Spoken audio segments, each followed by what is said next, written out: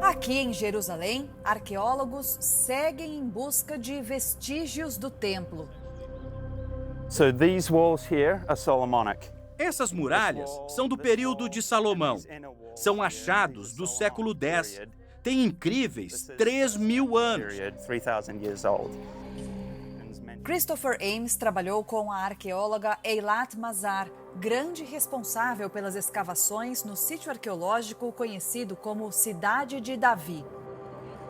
I don't think. Ele explica que existem vários indícios de achados relacionados às estruturas que cercavam o templo. So Eilat Mazar named it the Great Eilat Projecting Mazar Tower. deu o nome de Torre Alta para esse local. So, Provavelmente temos aqui uma torre de defesa na muralha. Uma torre com soldados para proteger o templo. defensive tower sitting along. Para ele, as pesquisas têm conseguido evidenciar ainda mais os relatos contidos na Bíblia. Archaeology. A arqueologia, sozinha, é insuficiente. You can only get Você só consegue uma visão restrita do que aconteceu. Nós temos apenas uma porcentagem pequena do que existia. Por isso, não dá para entender tudo sem ter um texto para comparar. Para quem pesquisa sobre Israel, não existe texto melhor para consultar do que a Bíblia. written text than the Bible. A arqueóloga Madeleine Mamcooglu também se surpreendeu com a precisão das descrições bíblicas durante as pesquisas no sítio arqueológico Kirbet Quiafa, uma cidade dos tempos do rei Davi. Ela trabalhou em parceria com o professor Joseph Garfinkel.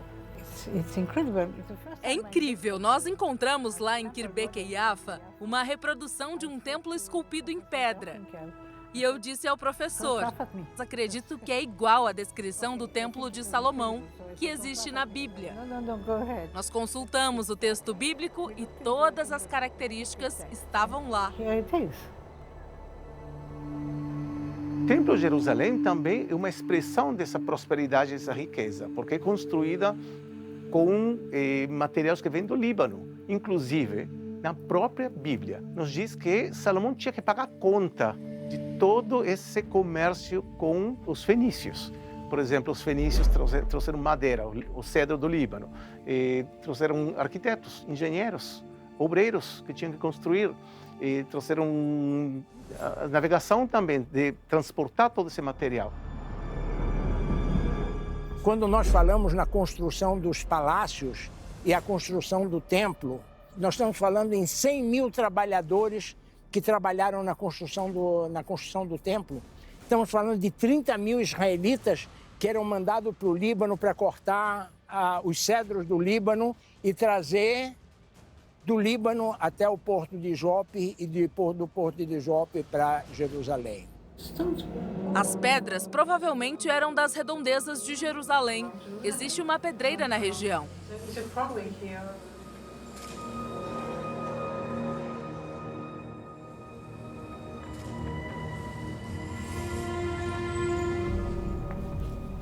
Essa caverna imensa, surpreendentemente, não é obra da natureza.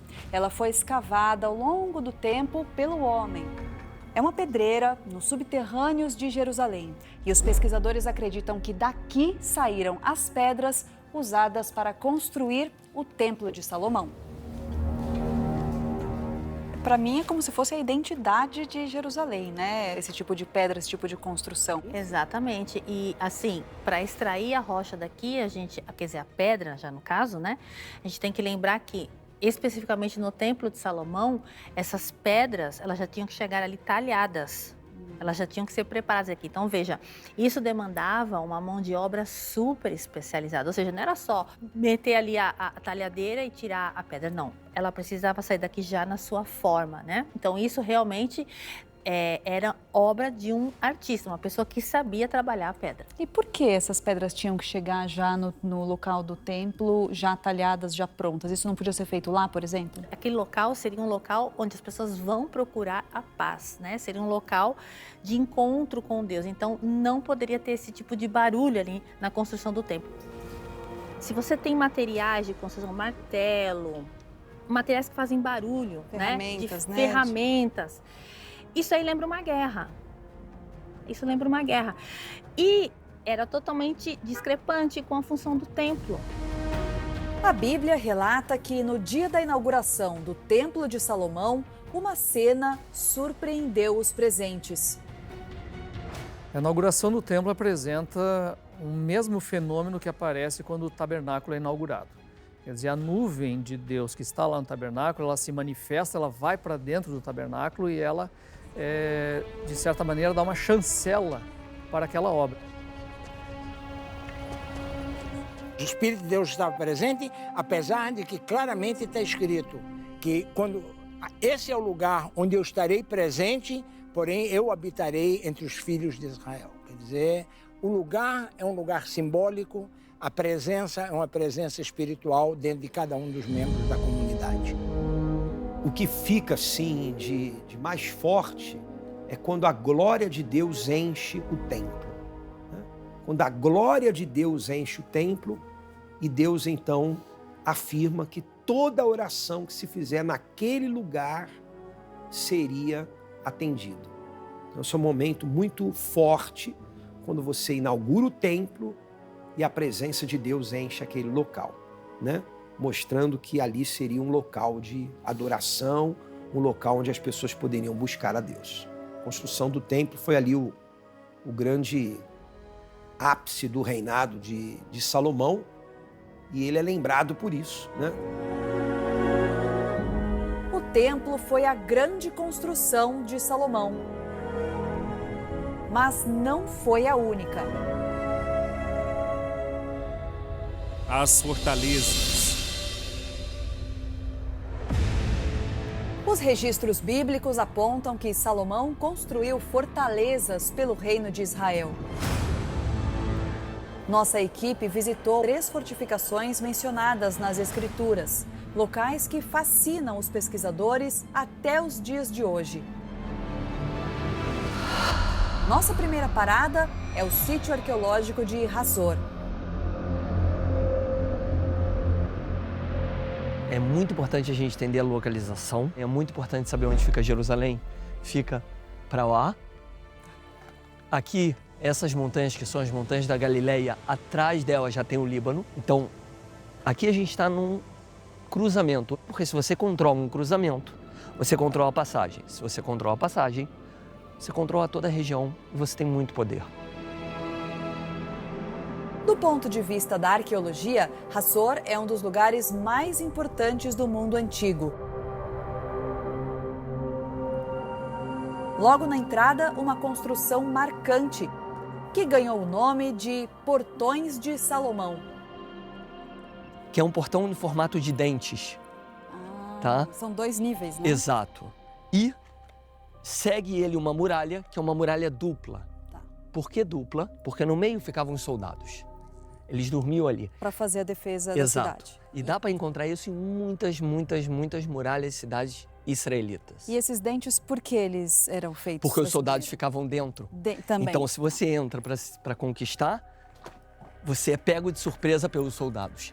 Então, você se coloca aí, eu me coloco aqui. Nessas câmaras, nessas salas, Exato. Ficavam os soldados escondidos. Exatamente. Aqui ficavam salas, aqui eles ficavam. Ou seja, eles moravam aqui. Então, se tem algum problema, a gente aqui protege. Aqui na entrada da cidade. Exatamente. Perfeito. E além disso, tem essa muralha que é típica israeli. Aqui, que é muralha dupla, né? É uma muralha dupla. Dá para ver uma muralha e uma muralha. Uhum. E dá para ver partes onde os soldados ficavam. As ruínas de Hazor revelam diferentes momentos da história. Assim como em outras fortalezas atribuídas a Salomão, identificar cada época entre as ruínas é um desafio.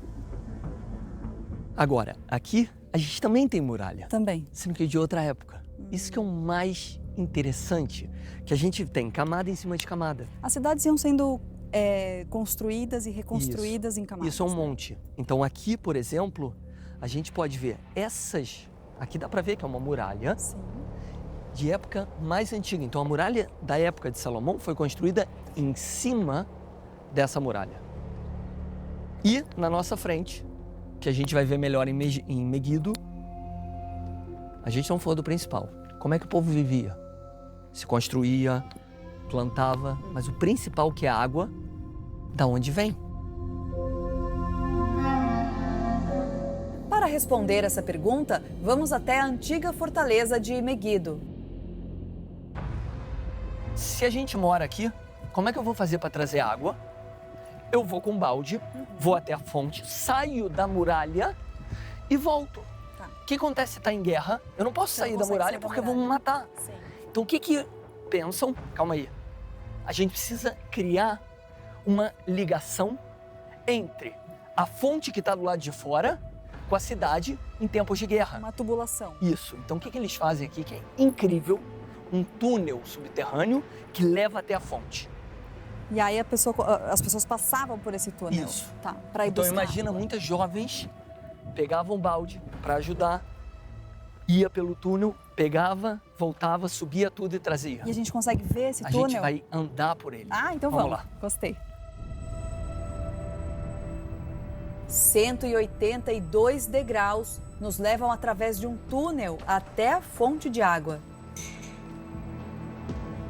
Léo, o que está me chamando a atenção aqui, além do óbvio, dessa loucura que é isso aqui, como que as pessoas construíram isso? Eu estou imaginando assim, uma machadinha, um martelinho, escavando. É uma coisa maluca a gente pensar nisso.